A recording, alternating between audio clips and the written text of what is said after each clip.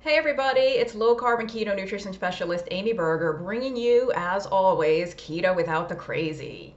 Before I get into today's topic, I want to remind you about the big online course I have coming up. Sales open right around the corner. The first day you can actually purchase the course is March 25th, coming up almost immediately. Now, the course is called the Stall Slayer Masterclass, and it's based on my book, The Stall Slayer, which is about breaking fat loss stalls on ketogenic and low carb diets. So if you have been doing everything right, or what you think is everything right, and stubborn body fat is not moving on a low carb or keto diet, do check out the Stall Slayer Masterclass. There will be lots of links to everything below for your convenience, but you can just check that course out at adaptyourlifeacademy.com. Click on the Stall Slayer, adaptyourlifeacademy.com. Click on the Stall Slayer. But again, links below. Let's see, if you happen to already own this book, either as a paperback or as a PDF, you already have the book. If you don't already have the book, the PDF, the whole electronic book, is actually included in the course resources. So if you sign up for the course, you'll actually get the book.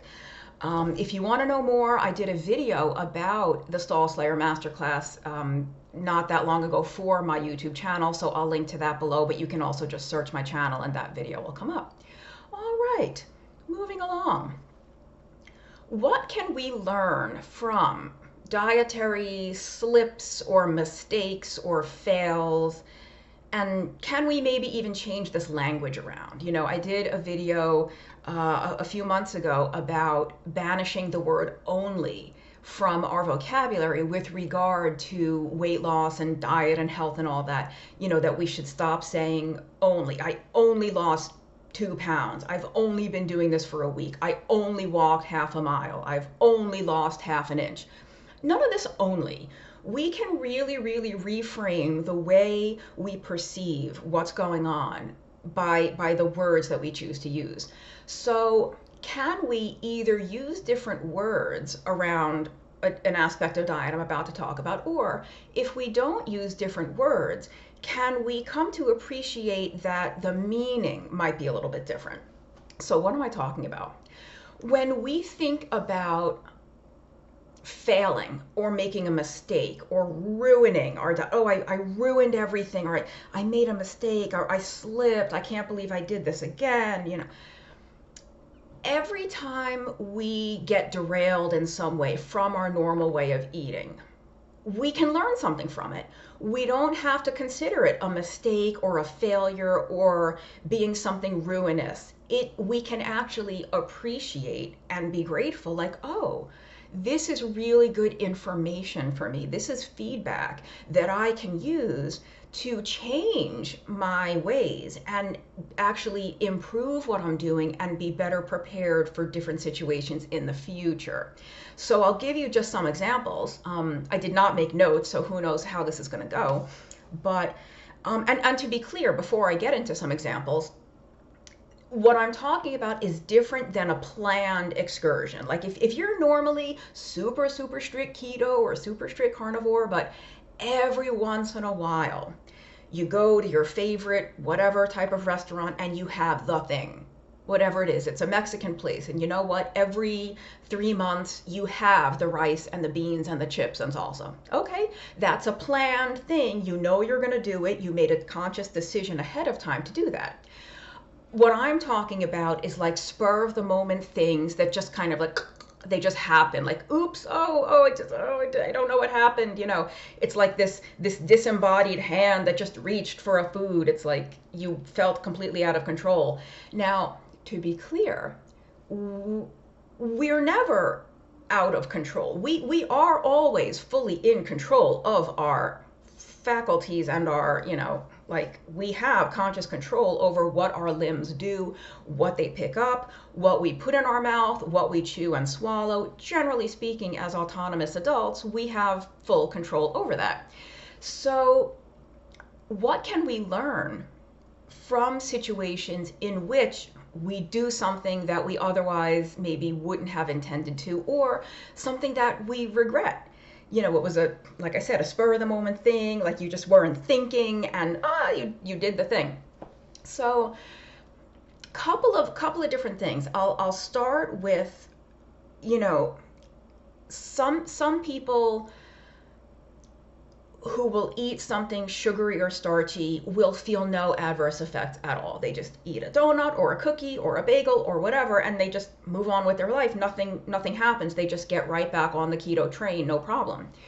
Other people will, in some cases, almost immediately, but usually hours later or sometimes the next day, will have a recurrence of issues that are typically gone or kept at bay when they're on a strict ketogenic or carnivore type diet. So things like joint pain or acid reflux or brain fog or a migraine or a skin breakout, all kinds of different things like that. There are some people who, when they do have a thing like that they don't normally eat, their body or their emotions, their mood will give them almost instantaneous feedback like, hey dummy, stop eating this thing. This thing makes you feel bad physically and or mentally and emotionally. So that is good feedback. As bad as it feels in the moment or the next day whenever you get that as awful as that is, that's valuable as a lesson of like, oh man, I do not want to feel this way again. Oh, that donut was not worth it. That piece of bread, not worth it. I'm not going to do that again. Great. Great. What a great lesson that was. Thank you, body. Thank you, body, for teaching me that lesson. Now, you might say that it is worth it. Boy, I felt like crap, but man, Grandma's cheesecake was worth every bit. It was worth every bit of how awful I felt. And I will have Grandma's cheesecake once a year or twice a year, whatever. Like this is, you know me, I'm a zero judgment zone. You get to make your own decisions. My friend Casey Durango, GoKetoWithCasey.com, or not, CaseyDurango.com, but she goes by Go Keto with Casey. She says, nobody gets a vote on what you eat. And I completely agree. So maybe you'll feel that it is worth it. That's your own personal decision. But still, we can appreciate and be grateful for that lesson that we've learned. And so, other situations you might be faced with are things like being in a restaurant where you're faced with a menu. There are some like very shishi kind of gourmet bistro type restaurants that have like a very small menu and it changes every week based on what's available locally and seasonally. And then, at least in the US, there's these massive chain restaurants where the menu is like 20 pages long, and you're looking through, and maybe you went to the restaurant and you're flipping through it and you're overwhelmed and it's almost impossible to decide what you want, and there's bread on the table and so and maybe in that situation you just ordered what looked good in the moment or what sounded good in the moment. How can you be prepared for this situation in the future? Let's say you did stray, or I hate the word cheat, like slip up or make a mistake, whatever word you're going to use for that. It's not a slip, it's not a mistake, it's a great lesson that you can learn from. Like, okay, I wound up in this situation. I knew we were going to XYZ restaurant. I know their menus online. Next time this happens, I'll look ahead of time. I'll look before I leave the house. Earlier that day or the day before, I'll look at the website, I'll look at the menu, I'll decide what I'm going to get. And that's it. That's what I'm going to get, and that's all there is to it. I'm going to commit to ordering that dish, and that way when I get to the restaurant, I don't even have to look at the menu. I don't even have to open it up and be tempted at the millions of choices. No, I already know what I'm getting, and that's all there is to it. Or you could even have a backup plan. Like maybe you decided on a particular kind of fatty protein and non-starchy vegetable, and oops, oh, I'm sorry, we're all out of the porterhouse steak, Mrs. Smith, can we get you something else? Maybe have 2 or 3 options that are all suitable for however you're eating, but still decide ahead of time, I will have one of these 2 or 3 items. And so that's kind of one way to prevent that situation from arising again. You just prepare. And hey, thank you, body, thank you, life, universe, for teaching me that lesson. I went to the restaurant and I was not prepared for what I was going to order. And now I know next time to be prepared and I won't be in this difficult situation again. So, other ones, definitely if this may mean more if you're new to this way of eating, but really it could apply to however long you've been doing this. Let's say you're on the road, you're in the car for either a few hours, like you're just kind of on a long drive, or you're just, on your commute or something, and you just happen to have like a massive hunger pang. There's a lot of different ways to deal with this. If you are someone who is already like in the keto zone, in the fat adapted zone, where you can go many, many hours comfortably without eating, then you might feel that hunger, even if it's pretty intense. You might feel that hunger, but still be able to wait. Like, you know what? I'm going to be home in 40 minutes. I'm kind of ravenous, but I'll just wait. I know I've got that roast in the slow cooker. I'll just wait till I get home. So that's one option. Another option is to, so let's say, I'm saying like if you strayed from the way that you normally eat, maybe you went to, maybe you couldn't wait. Like, oh, I'm gonna kill somebody if I don't eat. The fact is, I think even on a ketogenic diet, sometimes we do still every once in a while get that urgent, like, emergency hunger feeling, that feeling that we get when it's hypoglycemia, that like, oh, like I have to eat immediately. I'm gonna, like, really irritable, shaky. I feel like every once in a while we can still experience that even on keto. So if that's a moment you're having and you have to stop on the road and get something, and you run into the gas station and you just grab whatever, you grab the bag of chips or the bag of pretzels or the ice cream, whatever. Okay, great. What can you learn from that so that you grab something different the next time? So this is why I said it's kind of more applicable if you're new, because if you've been doing this for a while, you probably already have a better sense of the choices that are more suitable for a lower carb or ketogenic way of eating when you run into a gas station, convenience store, or wherever, like a fast food joint or something. And it's not, maybe you would still choose the carby, the starchy or sugary thing, but if you have the knowledge of what else is more appropriate, then if you choose the higher carb thing, that's a personal choice, which is fine, but you didn't do it because you didn't know what else to get. It wasn't like you did it because you weren't sure or because you weren't prepared. So you can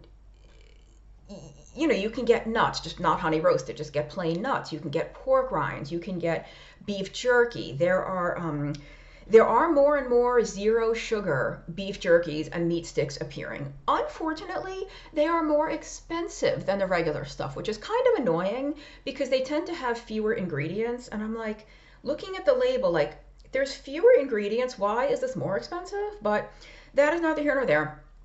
Even if you get regular beef jerky, like higher sugar beef jerky, that's still a better choice than some of the other stuff you could get. At least it's still protein and it's not going to be a ton of sugar. But anyway, there's other, thank goodness, again, at least in the US, most of these places have hard-boiled eggs, they have string cheese or little cheese blocks or bricks. Really like eat pepperoni sticks. So you really have a ton of options available to you. And so if you are caught in that situation, you know what you can get. And so you just kind of have to go in with the mindset, there's no reason for me to grab something that's sugary or starchy. There is a ton of variety here for me to have that's low in carbs. And the other situations where, and even let's take a step back.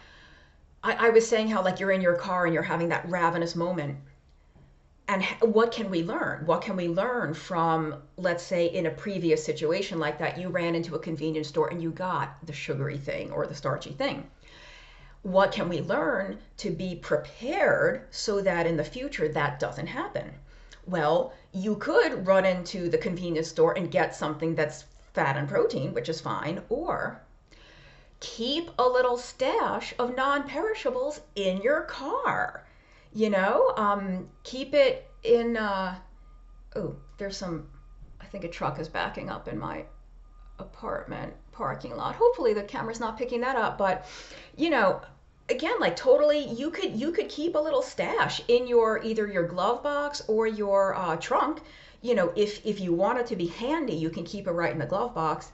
That might be dangerous because then you might be tempted to just eat all the time when you're in the car and you're not hungry. But if you don't want to have to pull over and get something out of the trunk, you want to keep it in the glove box. But non-perishables, pork rinds, nuts, some of those beef sticks that can be left totally unrefrigerated, nut butters, if you do those are a slippery slope. But anything that's non-perishable can be kept in there in the car for you to have.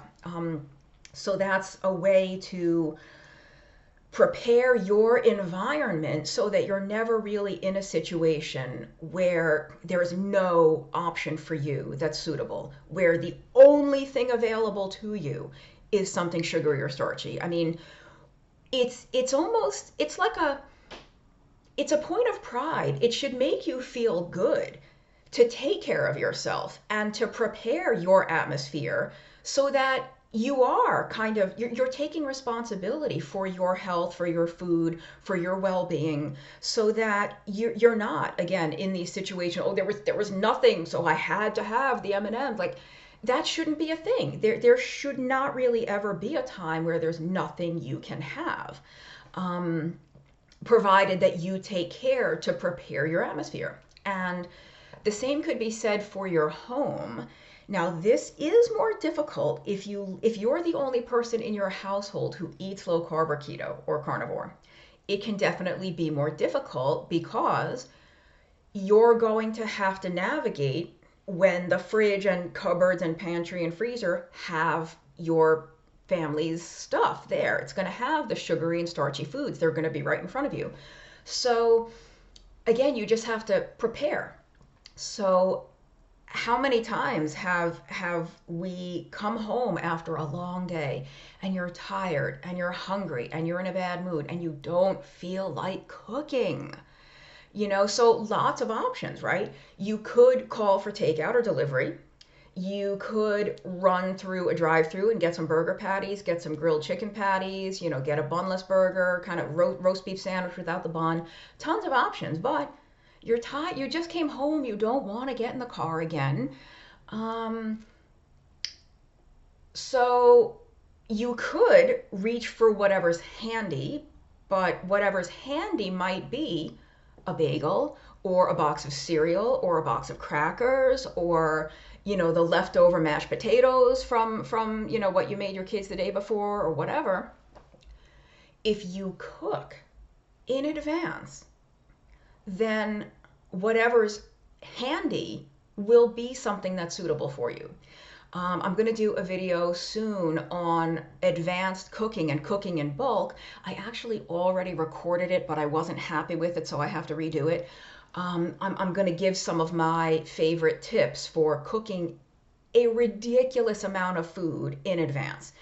Now, if you happen to have teenagers at home, especially teenage boys, then you might think you prepped a ridiculous amount of food and that it should be enough for you for the week. And then, you get home the next day and it's gone. So you have to navigate your own individual household situation. But if that's not your situation, you should be able to take really 2 or 3 hours a week max and prepare several days worth of food, so that when you get home and you're stressed out and you're ravenous and you're tired and you don't feel like cooking, reaching into the fridge and grabbing some steak and just slicing it up is as convenient as reaching for that box of cereal or as putting that bagel in the toaster, because it's already cooked, because you cooked it a day or two ago. And then you can just, I mean, cold steak is delicious as a snack or as a meal. You can slice it up, dip it in blue cheese dressing, dip it in guacamole or whatever you like, have it on a salad. These are, you have to prep your atmosphere. You have to take responsibility. So if there have been times in the past where you came home and you did have that moment of like, I've had the worst day, the boss was yelling at me and the deadline and my team fell apart and I'm so angry and I just want to eat and I'm starving and there's nothing ready, and you had a ton of carbs and the wheels fell off the wagon. Okay, great. Awesome. What a great lesson that can be. What a great teacher and experience like that can be. It doesn't have to be framed as a mistake or as ruining everything or as slipping or whatever. It's like, oh, okay, I got myself into that situation because I didn't have anything ready to go in the fridge. So either in the fridge, or it doesn't have to be even something that you cook in advance. You could have a stash of canned salmon or sardines or mackerel, or if you're allergic to fish or you don't like fish, have something else. Some other food that doesn't even need to be cooked. Always keep a stash of food that you don't have to cook. Buy 2 or 3 pounds of deli meat at a time, 2 or 3 pounds of roast beef. So there's always ways around. There's always a way to keep your environment prepared so that you don't have these unplanned, unexpected excursions. And when you do have them, they're not mistakes. There's never a mistake. It's never a failure. It's like, oh, okay, this is an opportunity. This is an opportunity. What was the pattern? What were the actions and activities that led to me reaching for that thing? So before I forget, I did mention the non-sugar, zero sugar beef jerky earlier. I'm going to put a link down below to People's Choice Beef Jerky, peopleschoicebeefjerky.com. There's a coupon. I'll provide you guys with a coupon to use. You just click on the link. You will get $5 off your first purchase of $30 or more. And I've been buying from them for a couple of years now. They have a couple of different varieties of zero sugar jerky. And they have sticks, like 2 flavors of meat sticks, and then they have the normal, like slab little sliced meat style. They have a carne seca chile limon, like chili lime, and one that's a hatch green chili. I love hatch green chili, and it's like got a vinegary kind of tang to it. So good, zero sugar, $5 off your first purchase of $30 or more. Hat tip to Dr. Ted Naiman, who I learned about this company from him. And I'm sorry to those of you outside the US. I'm assuming that you can only use that coupon in the US because they are based in California, and I'm going to assume they don't ship outside the US. I will also put a link to Select Savory. My friend and colleague, I guess I'll call him, a local guy to me here in North Carolina, Corey Conklin, has a small family-owned keto-friendly business. They make seasonings like spices and herbs, but they also make biltong and droa wars, and I'm probably butchering that word. It's a South African word. They are South African meat snacks, and Corey's products are zero sugar.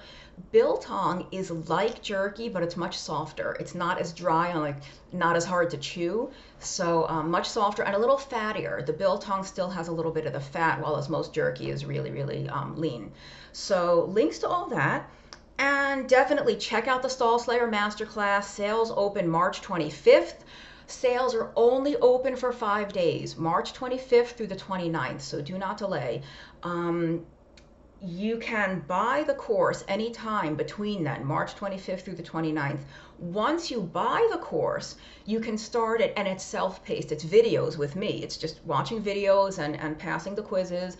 So you can do it anytime you want after you buy it, but you can only buy it between March 25 and March 29. Get on it now, or get on the mailing list now. Once you're on the mailing list, you'll be notified when it's open. But I will also be doing a live video on March 25th. So I'm telling you more about the course and talking about fat loss on keto. So join me live on March 25th, and that's it. I'll see you next time.